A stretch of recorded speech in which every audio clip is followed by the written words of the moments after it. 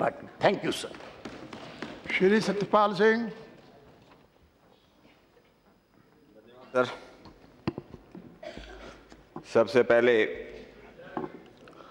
मैं श्री निशिकांत दुबे जी जो इसको रिजोल्यूशन को लाए उनका बहुत अभिनंदन करता हूं और उनको धन्यवाद देता हूं। ये हम लोगों के लिए एक रिमाइंडर है कि इस देश की संसद के अंदर पिछले 25 वर्षों से मुझको लगता है कि हर वर्ष हर संसद के अंदर हम इस बात को जो है डिस्कस करते रहे, लेकिन आज तक इसका हम कोई हल नहीं ढूंढ पाए। सर, मैं ये कहना चाहता हूं कि कश्मीर का जो नाम हम कहते हैं कि धरती का स्वर्ग कश्मीर रहा, यह स्वर्ग इसलिए नहीं कि वहां पर प्राकृतिक सौंदर्य है। कश्मीर को स्वर्ग इसलिए कहा गया क्योंकि यह ज्ञान का तीर्थ रहा, ज्ञान का केंद्र रहा। बहुत लोगों को ये बात मालूम नहीं होगी, एक जर्मन राइटर ने एक किताब लिखी है कि जीसस क्राइस्ट भी कश्मीर में आकर के पढ़े थे और उनकी कब्र अभी भी कश्मीर के अंदर है। 14वीं शताब्दी तक इतने विद्वान, इतने ब्राह्मण पंडित कश्मीर के अंदर पैदा हुए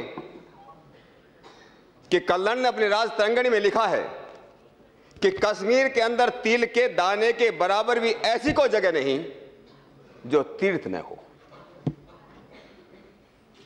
कल्लन ने राज तरंगिणी लिखी, विल्लन ने विक्रमांक चरित लिखा, अक्षेंद्र ने संयम त्रिकड़ा लिखा, सोमदेव ने दुनिया की वर्ल्ड की बेस्ट नोन टेल्स जिसको कहते हैं कथा सरित सागर लिखा, मक ने श्री कंठ चरित लिखा, लगद ने वेदांत ज्योतिष लिखा, अभिनव गुप्त ने अभिनव भारती और तंत्र लोक लिखा जिसको कहते हैं कि सौंदर्य का सर्वोत्तम कवि था, मम्मट ने काव्य प्रकाश लिखा।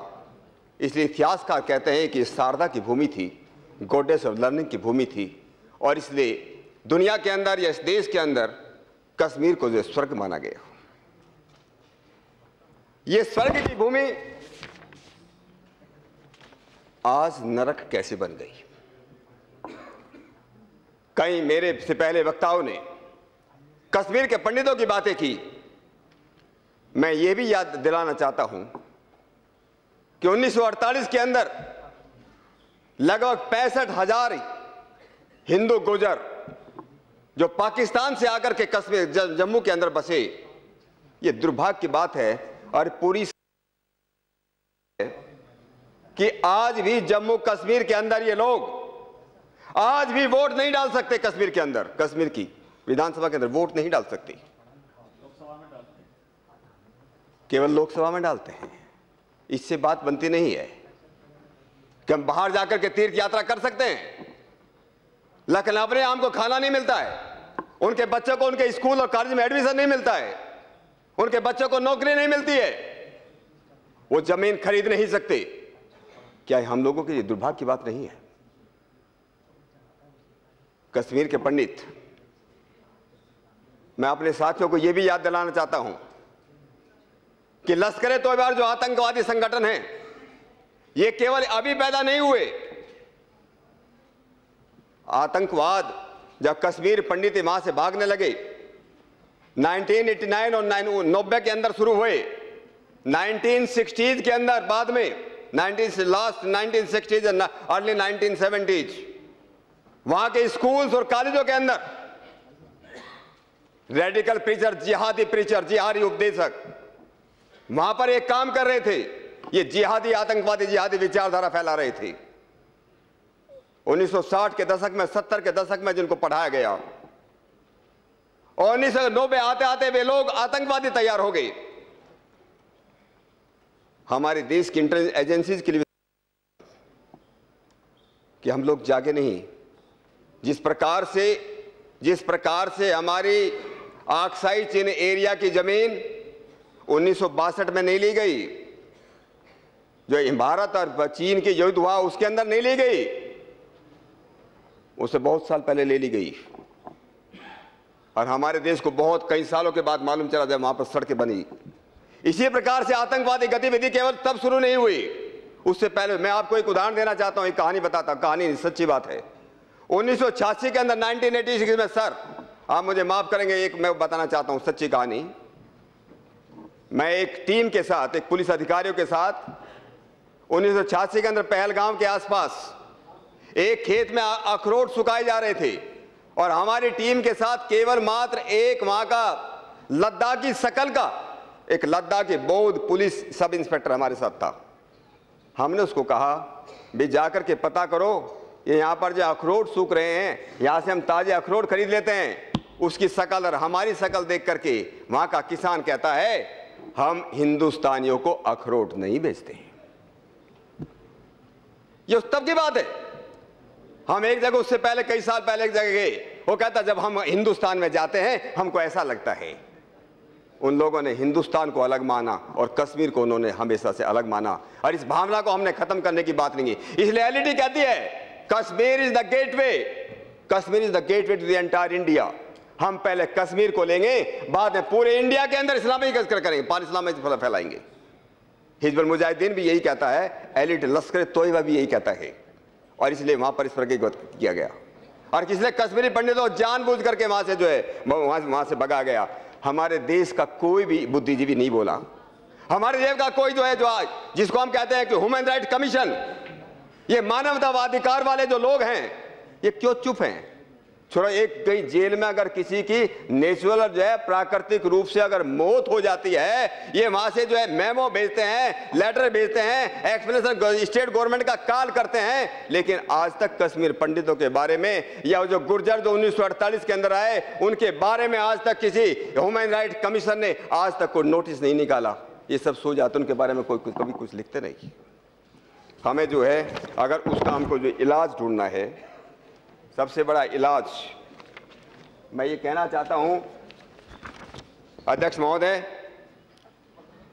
हमें मखमली दस्तानों में लोहे के हाथ चाहिए।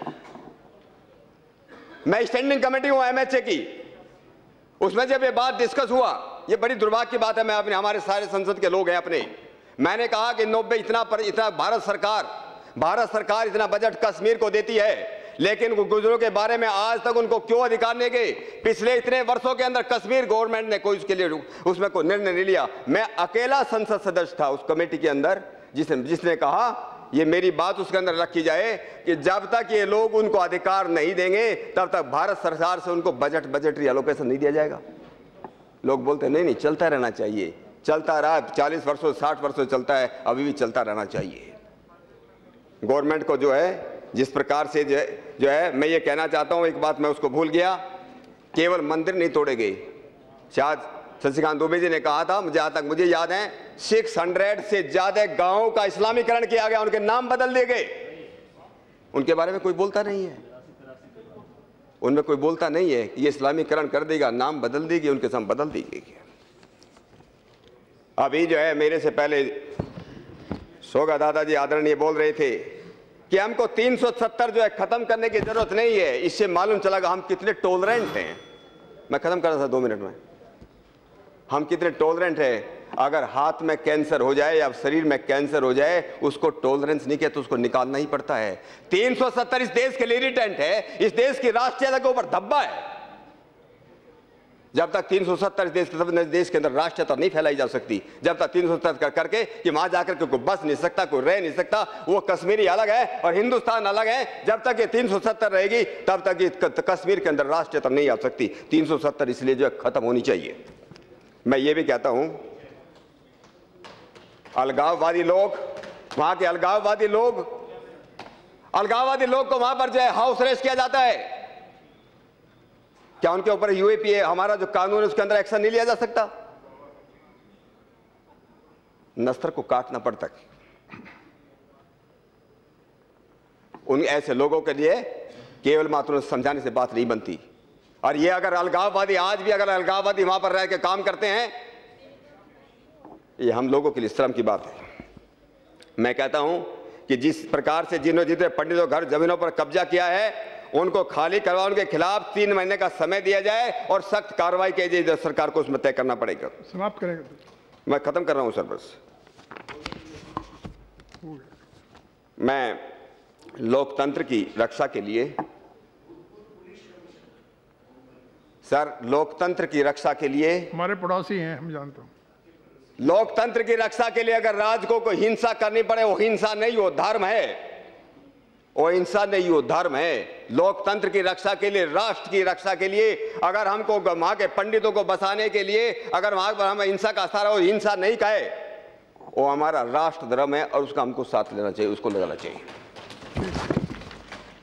मैं तो एक बात कहकर के अपनी बात जो है समाप्त कर देना चाहता हूं कि कश्मीर पंडितों का जो हश्र हुआ